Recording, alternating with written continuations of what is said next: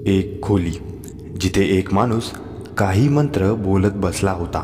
समोर एका मुलीला बांधून ठेवले होते. तिचे केस तिच्या चेहऱ्यावर पसरले होते. बेशुद्ध अवस्थेत होती ती.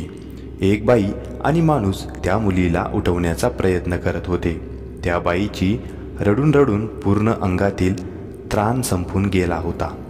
एका कोपऱ्यात एक जोडपं उभं होतं आणि ते सुद्धा रडत होते. पण हे सगळं काय होतं याचं उत्तर मिळण्यासाठी 4 महिने मागे जावे लागेल. नेहा, सुधा आणि मंजिरी तिघेही एकदम जिगरी दोस्त. दोस्त के लिए कुछ भी सारखी मैत्री. 12वीपर्यंत एकत्र शिकल्या. नशीब एवढं जोरावर की तिघींना एकच मेडिकल कॉलेजमध्ये प्रवेश मिळाला. तिघी पण एकदम खुश झाल्या. पण कॉलेज घरापासून लांब असल्याने त्यांनी कॉलेजच्या वसतिगृहात राहण्याचा निर्णय घेतला आणि वसतिगृहात जाण्याचा दिवस उजाडला. कॉलेज अजून 8 दिवसांनी चालू होणार होते. सामानाची बांधाबांध चालू झाली. सगळ्यांनी आपापल्या परीने सल्ले दिले. नीट राहा, कोणाशी भांडू नका, वेळेवर खात पीत जा, तब्येतीला जपा, अभ्यास नीट करा, हे आणि असे खूप सारे सल्ले 15 दिवस अगोदरच दिले जात होते. तिघींना आता ऐकून कंटाळा आला होता. शेवटी जाताना मंजिरीची आई हळूच तिला बोलली, म्हणजे अमावस्या आणि पौर्णिमेला रात्रीचं बाहेर पडू नका, भूत झपाटलेत. मंजिरी जोरजोरात हसू लागली आणि हसतच म्हणाली, अगं आई, भूतबीत काही नसतं, कोण सांगतं अगं तुला हे सगळं. आई रागात बोलली, म्हणजे जेवढं सांगितलं आहे तेवढं लक्षात ठेव, जास्त दातं काढू नको, कळलं का. हो आई, आलं मग लक्षात माझ्या. आता निघू मी. हो चल. आईला आपला हुंदका आवरता आला नाही. इकडे सुधा आणि नेहाच्या घरी पण हाच कार्यक्रम चालू होता. शेवटी निरोप समारंभ संपला आणि तिघही आपल्या नवीन प्रवासाला चालू लागल्या. पण त्यांना काय माहीत की हा प्रवास किती खडतर होणार होता. तिघांना जी खोली मिळाली होती ती ऐसपैस होती म्हणून तिघी जाम खुश होत्या. घरातून आणलेलं सामान व्यवस्थित लावून त्या तिघी फेरफटका मारायला बाहेर गेल्या. कुठे काय मिळतं हे सगळं बघून पुन्हा वसतिगृहावर परत आल्या. कॉलेज गेटच्या बाहेर एक मोठं पिंपळाचं झाड होतं. जेव्हा तिघी बाहेरून आत येत होत्या का कोणास ठाऊक, पण मंजिरीला तिथे विचित्र वाटलं. असं वाटत होतं की कोणीतरी तिचा गळा आवळून धरला आहे. श्वास घेण्याचा त्रास होत होता. पण जसे ते गेटमधून आत आले परत तिला बरं वाटू लागलं. तिला वाटलं तिला भास झाला असेल म्हणून तिने तो विषय कोणाजवळ काढला नाही. पहिले 15-20 दिवस वसतिगृहावर आलेल्या मुलींशी ओळख करण्यात आणि कॉलेज कसं आहे, त्याचे शिक्षक कोण आहेत हे सगळं करण्यात गेलं. आता मन लावून अभ्यास करण्याची वेळ होती. तिघीही हुशार होत्या अभ्यासात आणि मजा मस्करी करत महिना कसा सरून गेला कळलं देखील नाही. मंजिरीला शिकवायची फार आवड होती म्हणून ती कॉलेजनंतर जसं जमेल तसं गरीब मुलांना शिकवायला जात असे. तसं तिने वसतिगृहात सांगून ही ठेवलं होतं. त्यामुळे तिला 9:30पर्यंत परवानगी होती. पण आज सकाळपासूनच मंजिरीची तब्येत ठीक नव्हती. पोटात दुखत होते मासिक पाळीमुळे. त्यामुळे ती कॉलेजला न जाता खोलीतच आराम करत होती. सायंकाळी तिला जरा बरं वाटू लागलं. त्यामुळे ती शिकवणीला जायची तयारी करू लागली. आज तिने आपले केस धुतले आणि मोकळे सोडले. तिचा आवडता रंगाचा म्हणजे काळ्या रंगाचा अनारकली ड्रेस घातला. सुधा आणि नेहा तिला चिडवायला लागल्या, आज एवढं नटून ठटून का बरं शिकवणीला. काही नाही, सहज घातला ड्रेस. सहजच का. नेहा आणि सुधा मोठ्याने हसायला लागले. तुम्ही हसत बसा, मी जाते, असं बोलून मंजिरी निघाली. आज मंजिरीला उशीर झाला. आज अंधार पण जास्त वाटत होता. पण का. मंजिरी विचार करत जात होती. कदाचित आज अमावस्या असेल, मंजिरी मनातल्या मनात बोलली. तेच समोर पिंपळाचं झाड दिसलं आणि मंजिरीच्या पोटात भीतीने गोळा आला. त्या दिवशी जे झालं ते आठवलं. अंधारात ते झाड अजूनच भयानक वाटत होतं. ती खाली मान घालून चालू लागली. झाडाजवळ पोहोचल्यावर अचानक पानांची सळसळ होऊ लागली. तिने काय झालं म्हणून वर बघितलं तर तिला पानाच्या आड 2 डोळे चमकताना दिसले. तशी ती घाबरली. ते 2 डोळे अजून जवळ येताना दिसले आणि मंजिरीने जे पाहिलं ते पाहून तिचे दोन्ही हात आपोआप तिच्या तोंडावर गेले. डोळे मोठे झाले. एक आकृती हळूहळू तिच्या दिशेने तिला बघत पुढे आली. एक निर्जीव चेहरा, डोळेसुद्धा अबोल, हातावर जखमा, केस मोकळे आणि त्यातून टपटप गळणारे पाणी. हळूहळू ती आकृती मंजिरीच्या आजूबाजूला फिरू लागली आणि तिच्या पाठीमागे थांबली. मंजिरीने मागे वळून पाहिलं तसं त्या आकृतीने आपलं तोंड उघडून मंजिरीवर झडप घातली. तसं मंजिरी 2 फूट लांब उडाली. तिने मंजिरीच्या शरीरात प्रवेश केला होता. मंजिरी निर्विकार चेहऱ्याने वसतिगृहावर आली. आपल्या खोलीचा दरवाजा तिने ठोठावला. नेहाने दरवाजा उघडला. अगं म्हणजे आज एवढा उशीर? नेहाने विचारलं. मंजिरी काही न बोलता सरळ बाथरूममध्ये गेली. बाथरूमचा दरवाजा तिने धाड करून बंद केला आणि सरळ शॉवरखाली उभी राहिली. पाणी पाहून तिला फार आनंद झाला. 2 तास झाले तरी मंजिरी अजून बाहेर आली नव्हती. सुधाने बाथरूमचा दरवाजा वाजवला. म्हणजे अगं अजून काय करतेस आतमध्ये? आम्ही खाली जेवायला जात आहे, सुधा बोलली. तुम्ही दोघी जावा, एक घोगरा आवाज आला.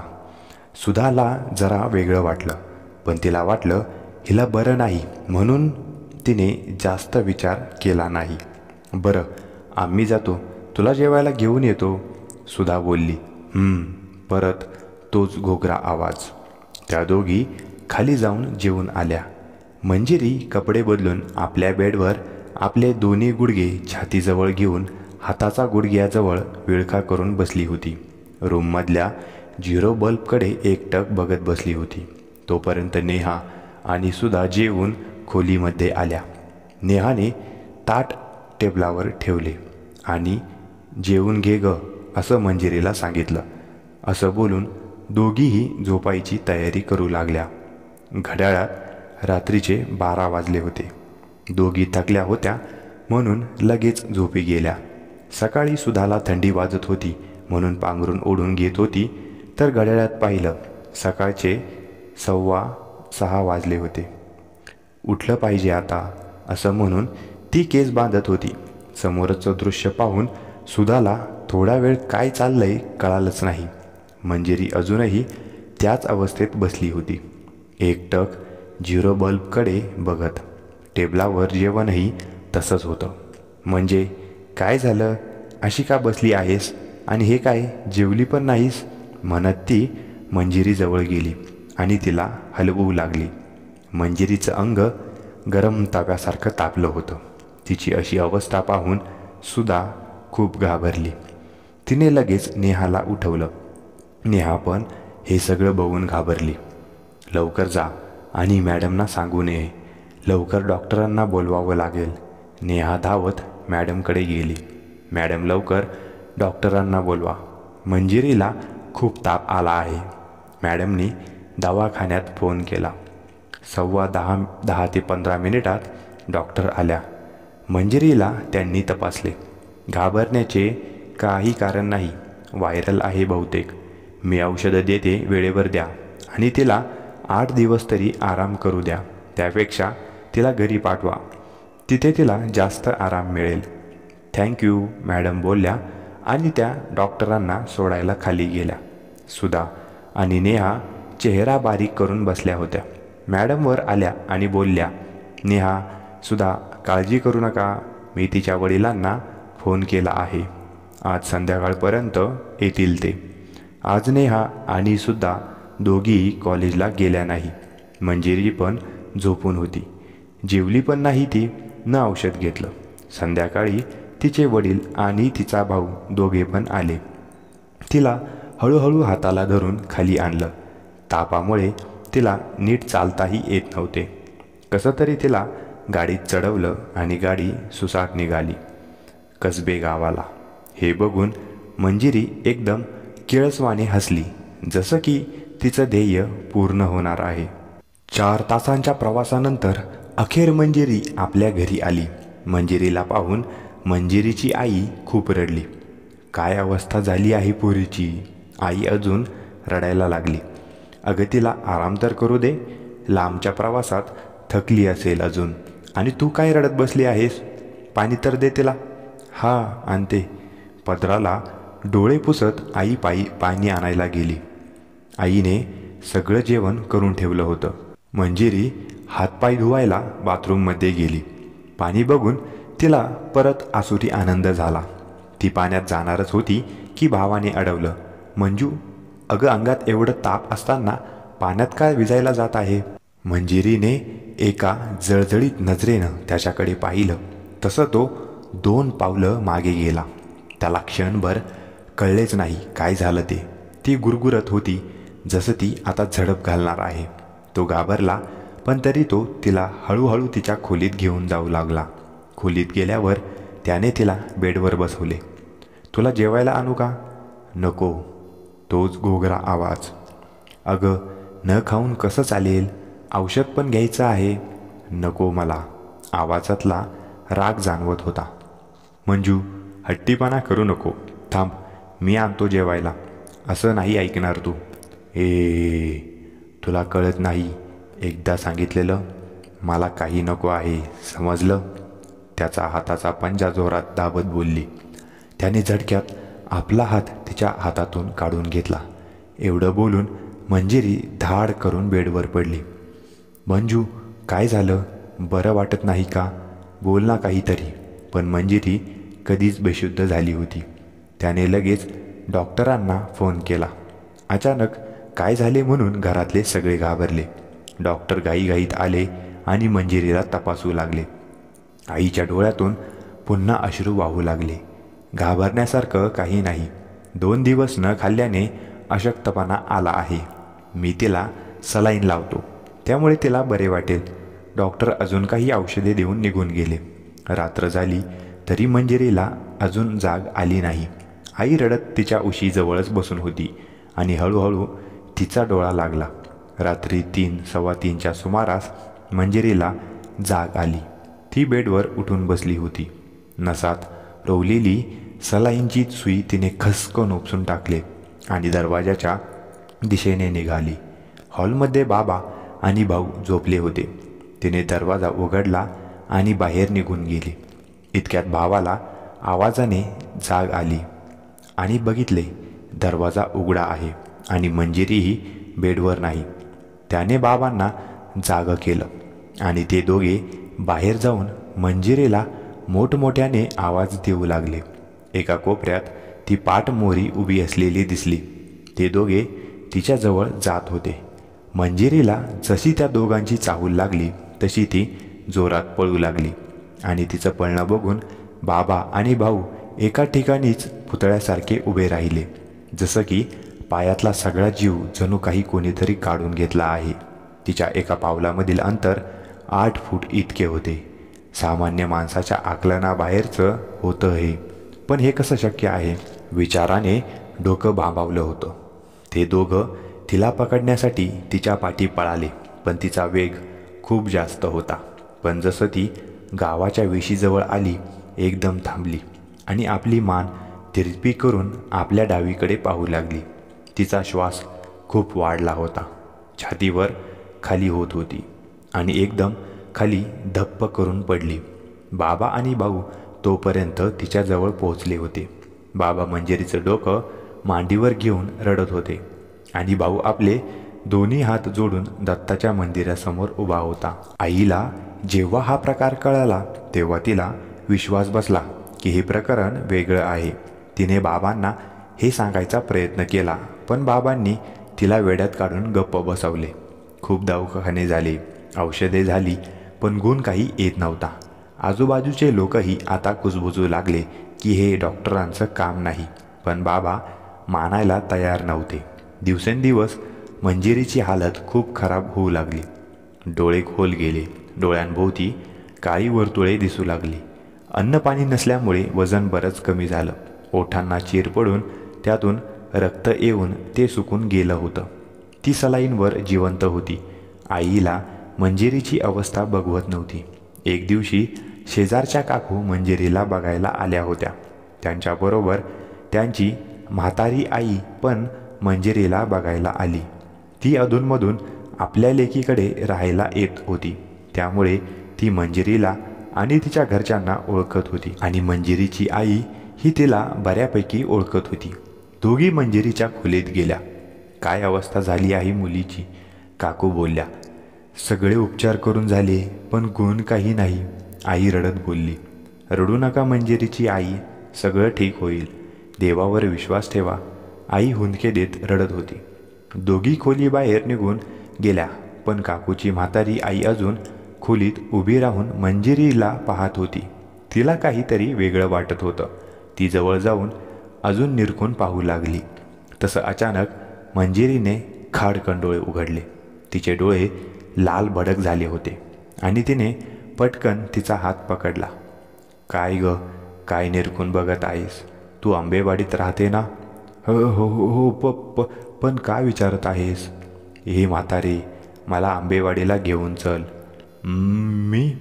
तुला विचारते म्हणजे तूच ना? का पण? आणि तुला तर बरं पण नाही आहे. हे म्हातारे, जास्त प्रश्न नको विचारू, कळालं? ती म्हातारी बाई आपला हात सोडण्याचा प्रयत्न करू लागली, पण मंजिरीची पकड खूप घट्ट होती. मंजिरी तिची धडपड बघून जोरजोरात हसू लागली. कसंबसं ती आपला हात सोडवून बाहेर पळून गेली. मंजिरी तिच्या जाण्याच्या रस्त्याकडे बघत गुरगुरत होती. ती बाई पळत हॉलमध्ये आली आणि आपल्या मुलीला खेचत घरी घेऊन गेल्या. मंजिरीच्या आईला कळलंच नाही काय झालं ते, पण तिने जास्त लक्ष दिले नाही आणि मंजिरीला बघायला तिच्या खोलीत गेली. मंजिरी शांत झोपली होती. आई पुन्हा आपल्या कामाला लागली. इकडे खोलीत मंजिरी पुन्हा किळसवाने हसत होती. रात्रीचे जवळपास 3 वाजत आले होते. तसं मंजिरीला जाग आली. तिने खाडकन आपले डोळे उघडले. डोळे अगदी लाल भडक झाले होते, जणू डोळ्यात रक्त उतरले आहे. ती एकदम उठली, जणू तिला कोणी नियंत्रण करत आहे. खोलीचा दरवाजा उघडून ती बाहेरच्या दरवाजाच्या दिशेने निघाली. तिने हॉलमध्ये सगळीकडे नजर फिरवली. सगळे तिथेच बिछाना घालून झोपले होते. दरवाजाच्या आवाजाने बाबांना जाग आली. तसं त्यांनी दरवाजाकडे पाहिलं तर मंजिरी बाहेर जात होती. बाबा पटकन उठले आणि त्यांनी पाठीमागून मंजिरीला घट्ट पकडले आणि भावाला आवाज देऊ लागले. भावाला आवाजाने जाग आली. पहिले त्याला कळालं नाही काय चाललंय ते, पण बाबांनी मंजिरीला पकडलं होतं म्हणून तो पण बाबांना मदत करायला उठला. मंजिरी ओरडत होती, गुरगुरत होती. त्या दोघांची शक्ती तिच्यापुढे कमी पडत होती. तरी बाबांनी तिला खेचत खुर्चीत बसवले आणि तिचे हात बांधायला चालू केलं. मंजिरीला बांधता बांधता बाबांना धाप लागली. मंजिरीची ताकद दुप्पट होत चालली होती आणि अचानक तिची धडपड थांबली. मंजिरी, मंजिरी, ए बाळा, काय झालं? बरं वाटत आहे ना तुला? ए बाळा, बोल ना काहीतरी. बघ मला, मी बाबा. बाबांचा गळा दाटून आला होता. तिच्या चेहऱ्याजवळ आपला चेहरा नेत बाबा मंजिरीला काय झाले पाहू लागले आणि झटक्यात मंजिरीने बाबांचा गळा धरला. बाबा झटपटू लागले, आपली सुटका करून घ्यायला लागले. मंजिरी आता कपटीपणाने हसू लागली. हसताना तिचे काळे कुट्ट दात खूपच भयानक वाटत होते. बाबांचे डोळे फिरायला लागले. मला बांधून ठेवणार तू? तुझी एवढी हिंमत? प्रत्येक वेळी तू मला अडवतोस, आज तुझा जीवच घेते. तोच घोगरा आवाज. रागाने मंजिरीचे डोळे लाल भडक झाले होते. मंजिरी, अगं सोड, काय करतेस हे? बाबा आहेत तुझे ते, सोड त्यांना, आई घाबरत बोलत होती. तू गप्प बस, ह्याच्यानंतर तुझाच नंबर आहे आणि नंतर या 150 आण्याचा. भावाकडे बघत मंजिरी बोलली. आईला सुचेना काय करावं. ती पळत देवघरात गेली. दत्त महाराजांना मनोमन नमस्कार केला. देवाजवळील विभूती मुठीत घेऊन ती बाहेर आली आणि मंजिरीच्या दिशेने बघून जोरात फुंकली. तसं मंजिरीने जोरात किंकाळी फोडली आणि बेशुद्ध झाली. बाबा खाली कोसळले. त्यांचा गळा पूर्ण सुकून गेला होता. बाबा जोरजोरात खोकत होते. अहो अहो म्हणत आईने बाबांना पकडले. पाणी पाणी, बाबा बडबडत होते. लगेच भाऊ पळत जाऊन पाणी घेऊन आला आणि बाबांना पाणी पाजू लागला. बऱ्याच वेळाने बाबा शांत झाले. त्या रात्री कोणीच झोपले नाही. घड्याळात 6चा ठोका पडला तशी आई काहीतरी ठरवून उठली आणि बाहेर जायला दरवाजा उघडू लागली. कुठे जात आहेस? बाबांनी विचारले. आता मी तुमचं काही ऐकणार नाही. मी स्वामीजींकडे जात आहे, आई बोलली. थांब जरा, बाबांनी अडवलं. आता मला थांबवू नका, आई आपल्या निर्णयावर ठाम राहत बोलली. मी तुला जाण्यासाठी नाही अडवत आहे, मी तर तुझ्यासोबत येण्यासाठी तुला थांबवत आहे, बाबा शांतपणे बोलले. आपले डोळे पुसत आई बोलली. चला तर मग, मंजिरीकडं लक्ष दे, आम्ही आलोच, बाबा भावाला सूचनावजा आवाजात बोलले. भावाने होकारार्थी मान हलवली. गावाच्या वेशीजवळ असणाऱ्या मंदिरात आज खूप प्रसन्न वातावरण होते. मंदिर छान धुवून काढले होते. मंदिरासमोर भली मोठी रांगोळी काढली होती. खांबावर फुलांच्या माळा लागल्या होत्या. मंदिरात सुमधुर अशी आरती बोलली जात होती. आईबाबांच्या मनातील भीती थोडी कमी झाली. ताजतवानं वाटू लागलं. आता आपल्याला दत्त महाराजच ह्यातून तारतील हा विश्वास वाटू लागला. आई बाबा दोघेही आरतीमध्ये लीन झाले. आरती झाल्यावर दोघांनी मनोभावे देवाला नमस्कार केला. प्रसाद ग्रहण करून दोघे एका घराकडे निघाले, जे मंदिराला लागूनच बांधले होते. दोघांनी एकत्र त्या घरात प्रवेश केला. आजूबाजूला पाहू लागले. कोणी दिसत नव्हते. मग त्यांनी देवघरातील घंटीची नाजूक किणकिण ऐकली आणि त्या दिशेने दोघे निघाले. देवघराच्या दारात उभे राहून आत पाहू लागले. ए अविनाश, मी तुझीच वाट पाहत होतो. खूप उशीर केलास यायला, स्वामी बोलले आणि अचानक आपलं नाव ऐकून बाबा दारातच थबकले आणि स्वामीकडे एकटक पाहू लागले. अंगात भगवा झब्बा, भगवे धोतर आणि खांद्यावर पांढरे शुभ्र असा पंचा, हातात सतत खाली खाली जाणारी रुद्राक्षाची माळ, मध्यम बांधा, वय साधारण 55-58. चेहऱ्यावर कमालीचे समाधान आणि शांत भाव, मुखात दत्ताचे नाव असे तेजस्वी पुरुष होते. स्वामींना पाहून आईचे हात नकळत जोडले गेले. स्वामीजी, तुम्हाला माझे नाव कसे माहीत झाले? बाबांनी आश्चर्याने विचारलं. स्वामी हसले आणि म्हणाले, मला नाव काय, तुम्ही दोघे इथे का आलात हे सुद्धा माहीत आहे. दोघेही एकमेकांकडे आश्चर्याने पाहू लागले. स्वामी दोघांच्या चेहऱ्याकडे आळीपाळीने पाहू लागले. अविनाश, कसला एवढा विचार करत आहेस? हेच ना, मला कसं माहीत ते?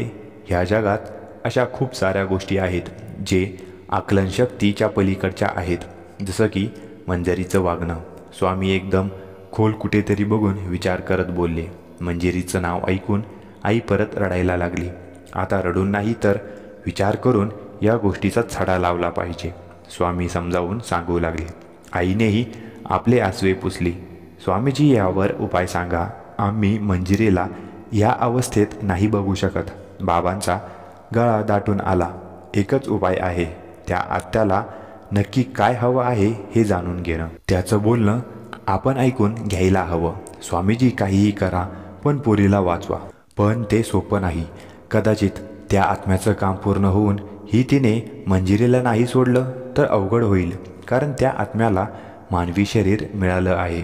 यासाठी त्या आत्म्याला हे पटवून देणे गरजेचं आहे की हे सगळं करणं चुकीचं आहे. आम्ही तुम्हाला कशी मदत करू शकतो? बाबांनी विचारले. दत्त जयंतीच्या पावन दिवसात या आत्म्याची ताकद कमी असेल तर तुम्हाला आज 12 नंतर मंजिरीला इथे आणावं लागेल. अशी त्या आत्म्याची शक्ती कमजोर असेल, त्यामुळे त्रास होणार नाही आणायला. बाकी सगळी तयारी मी इथे करूनच ठेवतो. आणि एक गोष्ट, हा अभिमंत्रित केलेला असा नारळ आहे. तुम्हाला वाटलं की मंजिरी आपल्या नियंत्रणात येत नाही, तेव्हा हा नारळ देवघरात ठेवून हळद कुंकू लावून दत्ताचं नामस्मरण करा. त्यामुळे त्या आत्म्याला थोडा वेळ का होईना पण आळा बसेल. आणि मंजिरीला घेऊन येताना हा नारळ आणि दत्ताचा फोटो सोबत घेऊन जा. त्यामुळे तो आत्मा तुम्हाला नुकसान नाही करणार. शेवटी तो तुम्हाला सहाय्य करेल, स्वामींनी वर बोट करून सांगितले. आईबाबांना आता आशा वाटू लागली. दोघांनी स्वामीच्या पायावर लोटांगण घातले आणि आपल्या घरी परतू लागले. आज त्यांच्या परीक्षेचा दिवस होता. घरी आल्यावर पाहिले, मंजिरी हळूहळू हालचाल करत होती. भावाने तिला तिच्या खोलीत नीट झोपवले होते. आई बाबा सोफ्यावर बसले. भावाने त्यांना पाणी आणि चहा आणून दिले. सगळं नीट होईल ना? मला काळजी वाटत आहे, आई बोलली. सगळं नीट होईल, काळजी करू नको, बाबांनी भावाला ही सगळं समजावून सांगितले. इकडे खोलीत मंजिरी दारामागे लपून सर्व काही ऐकत होती. रागाने ती धुसफुसत होती. काय करू आणि काय नको असे झाले होते. तिने बेडरूममध्ये सामानाची फेकाफेकी चालू केली. कसला आवाज येत आहे म्हणून तिघेही मंजिरीच्या खोलीकडे धावले. मंजिरीचा रुद्र अवतार पाहून तिघेही जागेवरच खिळून राहिले. माझा बंदोबस्त करणार का तुम्ही? नाही तुम्हाला धडा शिकवला तर बघा, मंजिरी आदळ आपट करत बोलत होती. मंजिरी, बाळा माझं ऐकून तर घे. आई काळजीने बोलत मंजिरीजवळ जाऊ लागली. काय ग मला सारखं सारखं मंजिरी मंजिरी करते? मी मंजिरी नाही, मी तुमची मुलगी नाही आणि मी हे शरीर सोडून कुठेही जाणार नाही. मला माझ्या घरी जायचं आहे, आंबेवाडीला जायचं आहे. मंजिरीचं पूर्ण अंग थरथरत होतं. ती जोरजोरात किंचाळू लागली. तिला सावरायला बाबा आणि भाऊ तिच्याकडे धावू लागले. तसं ती खोलीतून सटकून किचनमध्ये गेली. ती आपल्या जीवाचं काही बरं वाईट करेल म्हणून तिघं किचनकडे धावू लागले. किचनमध्येही तिघंही भीत वाकून पाहू लागले, पण मंजिरी कुठे दिसत नव्हती. अरे गेली कुठे? तिघांच्या मनात एकच प्रश्न आला. तोच अचानक टप टप असा आवाज आला. काय गळत होतं कोणाला कळलं नाही, पण छतावरून जमिनीवर काहीतरी पडत होतं. म्हणून तिघांनी एकदम वर बघितलं तर समोरचं दृश्य पाहून आई जोरात किंचाळली. मंजिरी छताला उलटी लटकत होती आणि आपले काळे दात दाखवून हसत होती. तिच्या केसातून पाणी टपटप गळत होते. बघता बघता गळणारे पाणी एवढे वाढले की किचनमध्ये जणू पूरच आला आहे, पण पाणी बाहेर जात नव्हते. जणू ते किचनच्या दाराजवळच अडकून पडले होते. आता तिघं गटांगळ्या खाऊ लागले. श्वास घेणं अवघड झाले. काय करावं सुचेना झालं. नाकातोंडात पाणी जाऊ लागलं. तोच बाबांना तो नारळ आठवला, पण त्यांना कसंही करून किचनमधून बाहेर पडायचं होतं. त्यांनी आपले प्रयत्न चालू केले, पण पुढे काही जात नव्हते. मग त्यांनी मनोमन दिगंबरा दिगंबरा श्रीपाद वल्लभ दिगंबरा म्हणून जप चालू ठेवला आणि थोड्या वेळाने जपाने आपले काम चालू केलं. बाबा हळूहळू किचनमधून बाहेर आले आणि मागे न बघता देवघरात नारळ ठेवलेल्या जागी जाऊ लागले. जप चालू असल्यामुळे बाबा धडपडत कसे तरी देवघरात पोहोचले. तिथे त्यांनी दीर्घ श्वास घेतला आणि नारळाची पूजा करायला घेतली. जशी पूजा चालू झाली, इकडे मंजिरीची शक्ती कमी पडू लागली. आई आणि भाऊ त्या पाण्यातून बाहेर फेकले गेले. ते दोघं खोकत खोकत देवघराकडे जाऊ लागले. इकडे पाणी हळूहळू कमी होऊ लागले. उलटी लटकलेली मंजिरी धप्प करून खाली पडली आणि हळूहळू देवघराच्या दिशेने एखादे जनावर जसे येतं तसं येऊ लागली. देवघराच्या चौकटीजवळ येऊन थांबली. आता काय होणार या विचारानेच तिघांना दरदरून घाम फुटला. पण बाबा नारळाची पूजा करतच राहिले. मंजिरी आपला एक हात आत ठेवणारच, तोच तिला जोरात धक्का लागला आणि ती कोलांट्या उड्या मारत मागे फेकली गेली. आता तिथे एक सुरक्षा कवच तयार झाले होते. मंजिरीने पुन्हा प्रयत्न केला, परत तसेच झाले. मंजिरी भयंकर चिडली होती. ती रागाने घरभर नाचू लागली. तिने स्वतःच्या अंगावर नखाने ओरबाडायला चालू केले. तिला जागोजागी जखमा झाल्या, त्यातून रक्त येऊ लागले. त्या आत्म्याचा राग मंजिरीचं अशक्त शरीर झेलू शकलं नाही आणि ती बेशुद्ध होऊन खाली पडली. आई बाबा देवघरात बसून सगळं बघत होते. त्यांचे अश्रू थांबतच नव्हते. आई मंजिरीकडे जाऊ लागली, पण बाबांनी तिला अडवले आणि मानेनच नाही म्हणून सांगितले. मध्यरात्री होईपर्यंत तिघं देवघरात जीव मुठीत धरून बसले होते. शेवटी ती वेळ आली. मी आधी बाहेर जातो, परिस्थिती काय आहे बघून तुम्हाला सांगतो, असं बोलून बाबा देवघराच्या बाहेर पडले. पडताना बाबांनी देवाची विभूती बरोबर घेतली. मंजिरी कुठे दिसत नव्हती. बाबा मंजिरीला शोधू लागले आणि अचानक मंजिरीने बाबांना पाठीमागून गच्च धरून ठेवले. बाबा झटपटू लागले, पण त्यांना काही केलं तरी विभूतीला मंजिरीला लावता येत नव्हते. काय करावं विचार करत असताना अचानक आई बाहेर आली. मीरा, तू बाहेर का आलीस? बाबा ओरडले. मंजिरी बेटा बघ इकडे, मी आई बाळा. तुला आठवतंय आपण सगळे किती मज्जा करायचो ते? बाबाची तू किती लाडकी आहेस. तुला तुझा दादा किती चिडवायचा आणि मग तू रडत रडत बाबांकडे पळत यायची आणि बाबा खोटं खोटं दादाला ओरडायचे. मग दादा आपले कान पकडायचा आणि तू मोठमोठ्याने हसायची. आठवतंय का बाळा तुला? बघ ना इकडे. आईच्या डोळ्यात मंजिरीबद्दल प्रेम माया भरून आले. इकडे मंजिरीने आईच्या डोळ्यात आपल्याबद्दल माया बघून त्या आत्म्याची मंजिरीवरील पकड थोडी ढिल्ली झाली. तो आत्मा आईच्या मायेसमोर हतबल झाला. या संधीचा फायदा घेत पटकन बाबांनी मंजिरीला विभूती लावली आणि मंजिरी बाबांच्या हातावर पडली. हीच योग्य वेळ आहे. जा मीरा, पटकन नारळ आणि फोटो घेऊन ये. जा आई. हो बोलत पटकन देवघरात जाऊन सगळं सामान घेऊन आली. आता ते सगळे मंदिराकडे जाऊ लागले. इकडे स्वामींनी सर्व तयारी करून ठेवली होती. हॉलच्या मधोमध एक यज्ञकुंड होते. त्यात स्वामींनी अग्नी प्रज्वलित केली होती. आजूबाजूला भली मोठी पांढरी रांगोळी काढली होती. मातीपासून बनवलेल्या पंथी पूर्ण हॉलमध्ये लावले होते. भिंतीवर सगळीकडे देवाचे फोटो लावले होते. वातावरणात एक वेगळीच शक्ती संचारली आहे असं वाटत होतं. आईबाबांनी मंजिरीला कसं बसं सांभाळून आणलं होतं. मंजिरीला त्या कुंकवाच्या रिंगणात बसवा आणि तुम्ही लोक बाजूला या हळदीच्या रिंगणात बसा. या रिंगणात तुम्ही सुरक्षित आहात. स्वामी एकदम शांत होते. आता मंजिरी रिंगणात बसली होती. स्वामींनी विभूती हातात घेऊन मंजिरीवर फुंकले तशी मंजिरी एकदम जोरात किंचाळली. तू कोण आहेस आणि या मुलीला का त्रास देत आहेत? स्वामींनी सहानुभूतीने विचारले. मंजिरी काही बोलत नव्हती. हे बघ, मला तुला मदत करायची आहे. जर तू बोलली नाहीस तर मी तुला कसं मदत करणार? स्वामींनी हुशारीने विचारलं.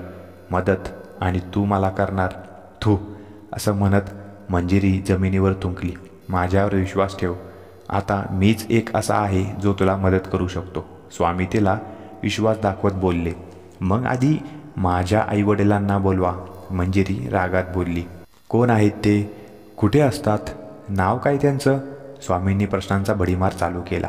हे थांब थेरड्या, जरा श्वास तर घे, असं म्हणून मंजिरी भयानक हसायला लागली. स्वामींनी पुन्हा तिच्यावर विभूती फेकली तशी ती जोरात विवळली. स्वामी परत विभूती टाकण्याच्या तयारीत होते तेव्हाच मंजिरी ओरडली. थांब थांब, मी सगळं सांगेन, पण आधी माझ्या आईवडिलांना बोलवा. ते आंबेवाडीत राहतात. मनोहर गायकवाड त्यांचं नाव आहे. आंबेवाडीत? गाव कसबे गावापासून 1.5 तासाच्या अंतरावर होते. स्वामींनी आपल्या सहकाऱ्यांना हाक मारली. आनंदा, इकडे ये. तोच एक 24-25 वयाचा मुलगा धावत आला. स्वामींनी त्याला कानात काहीतरी सांगितले आणि तो निघून गेला. इकडे मंजिरी गुरगुरत होती. मध्येच कधीतरी बडबड करत होती, पण वाट पाहण्याशिवाय काहीच पर्याय नव्हता. बराच वेळ गेला. तुझं नाव काय आहे? सांग, नाही तर. स्वामींनी विभूती हातात घेऊन बोलले. सांगते. माझं नाव नंदिनी. मंजिरी घाबरत बोलली. तोच एक बाई आणि माणूस आतमध्ये प्रवेश करतात. काय? नंदिनी? ती बाई नंदिनी नाव ऐकून फार चकित होते. मंजिरी हळूहळू त्या बाईकडे बघते आणि तिच्या डोळ्यातून गळागळा पाणी यायला लागते. आई! मंजिरी जोरात ओरडते. ती बाई आणि माणूस एका जागी उभं राहून मंजिरीकडे एकटक पाहत बसतात. स्वामी त्यांना हळदीच्या रिंगणात बसायचा इशारा करतात. तो माणूस बसायला तयार नसतो, पण ती बाई त्याला विनंती करते आणि तो बसतो. आई, पप्पा! मंजिरी उठून जायला लागते, पण त्या कुंकवाच्या रिंगणात ती अडकून राहते. जोपर्यंत तू ह्या जगात का आलीस सांगत नाहीस, तोपर्यंत तू ह्या रिंगणाच्या बाहेर जाऊ शकत नाहीस. स्वामी मंजिरीच्या डोळ्यात डोळे घालून बोलले. हे ऐकून मंजिरीच्या चेहऱ्यावर शांत असे भाव आले. तिचा चेहरा हळूहळू बदलू लागला. एक गोंडस असा चेहरा तिच्या चेहऱ्यावर दिसू लागला. मंजिरीचे छोटे केस हळूहळू वाढत जाऊन मोठी वेणी झाली. डोळे पाणीदार आणि बोलके वाटू लागले. मी नंदिनी गायकवाड.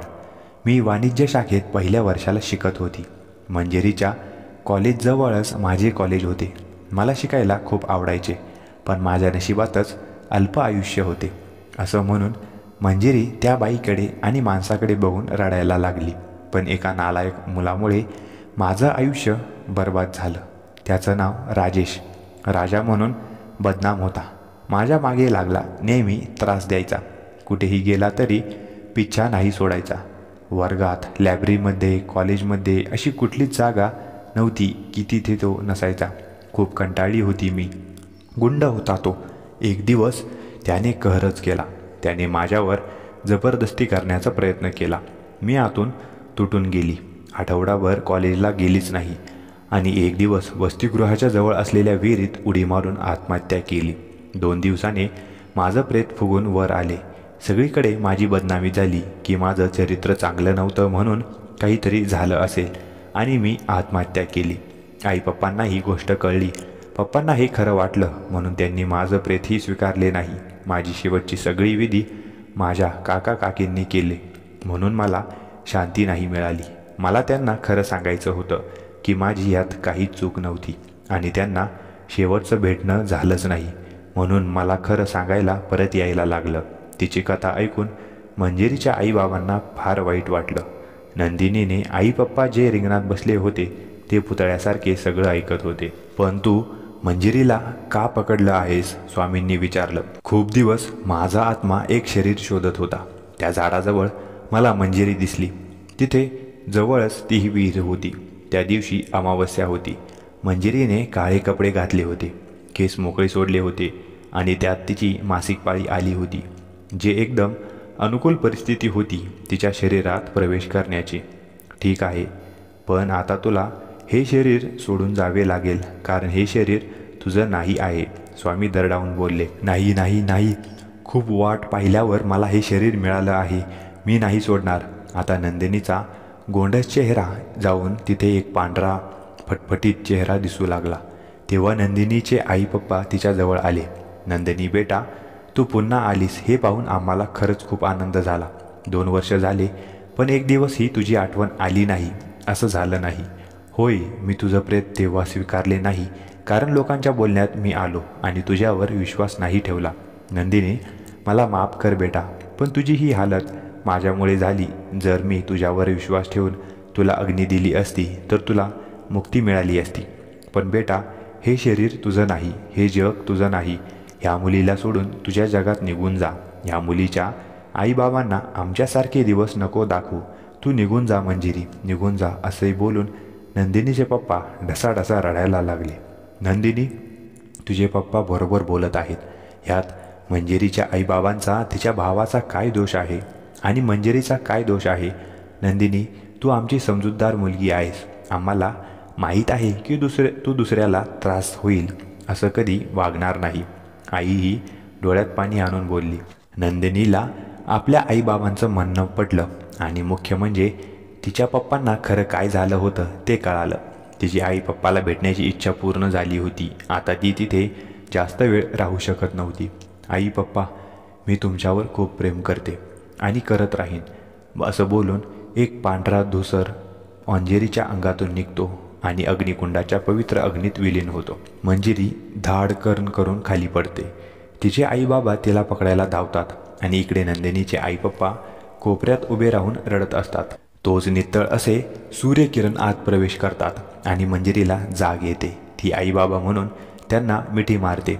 त्या तिघांनाही आनंद होतो. मंदिरात दत्त जयंती म्हणून गावातील लोक मंदिरात येऊ लागतात. आरती भजन चालू होतं. वातावरण अगदी प्रसन्न होऊन जातं.